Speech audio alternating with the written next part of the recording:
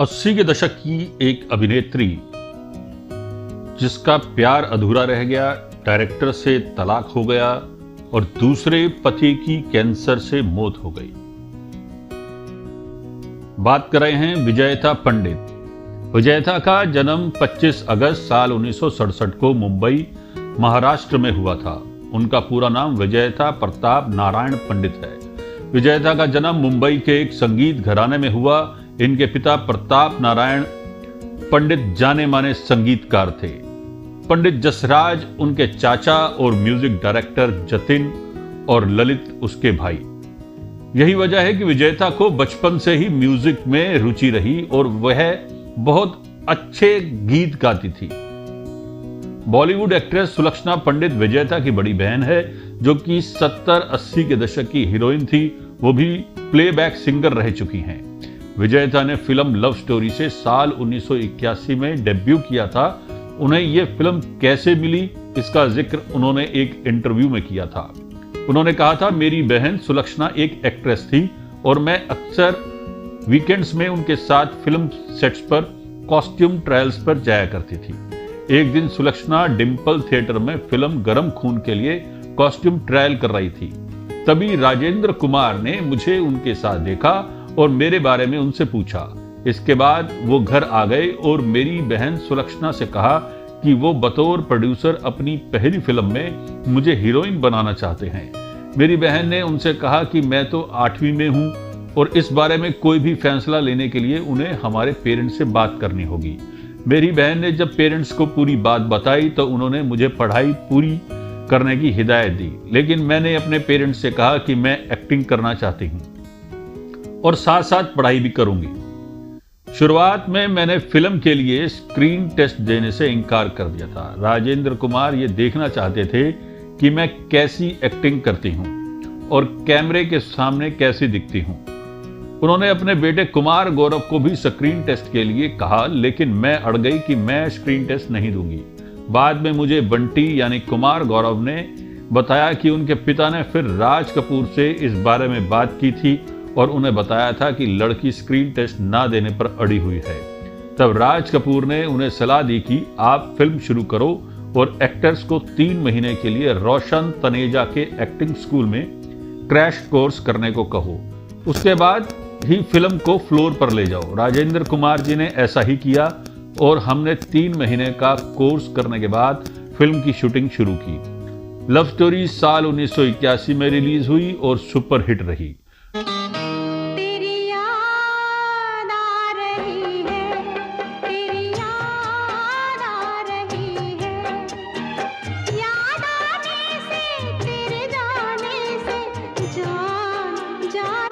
कुमार गौरव और विजयता की on screen जोड़ी को काफी पसंद किया गया। मीडिया रिपोर्ट्स के मुताबिक लव स्टोरी की शूटिंग के दौरान विजयता और कुमार गौरव रियल लाइफ में भी करीब आ गए। कैसी प्यारी है ये छोटी सी रसोई, हम दोनों हैं बस दूजा नहीं कोई।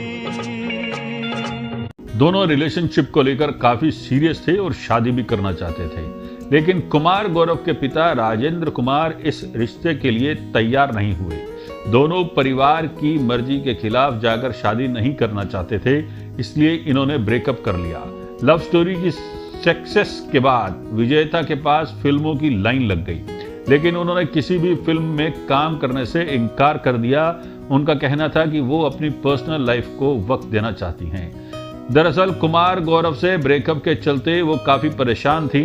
साल 1984 में जब कुमार गौरव ने सुनील दत्त की बेटी और संजय दत्त की बहन नम्रता दत्त से शादी कर ली तो विजयता को इस बात ने और ज्यादा परेशान कर दिया।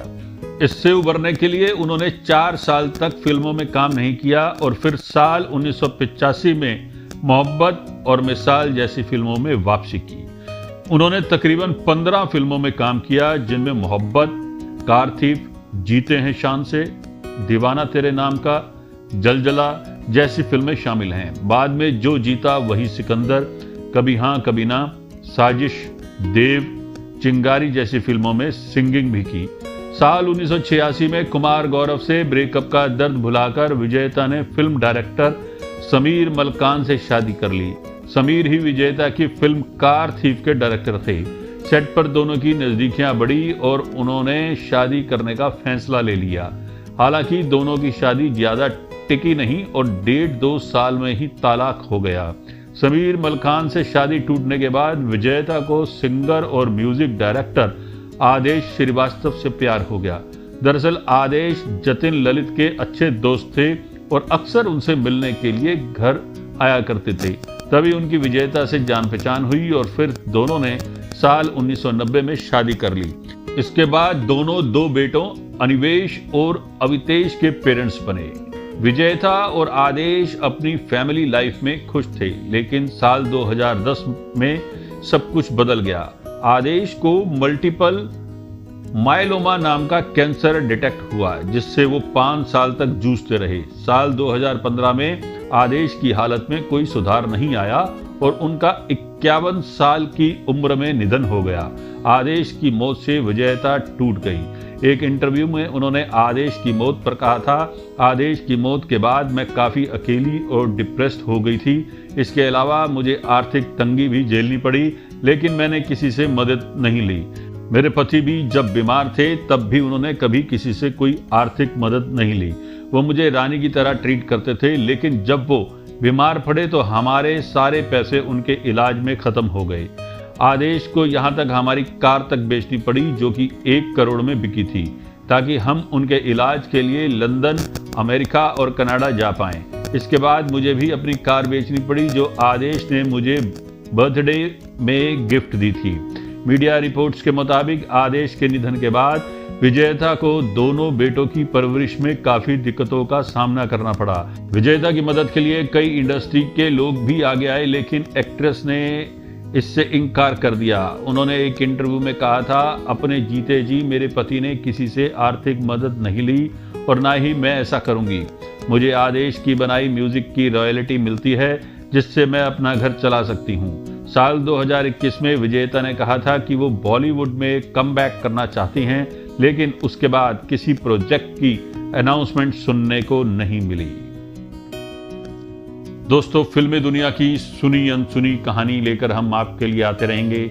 चैनल को सब्सक्राइब, लाइक, शेयर जरूर कीजिएगा। धन्यवाद।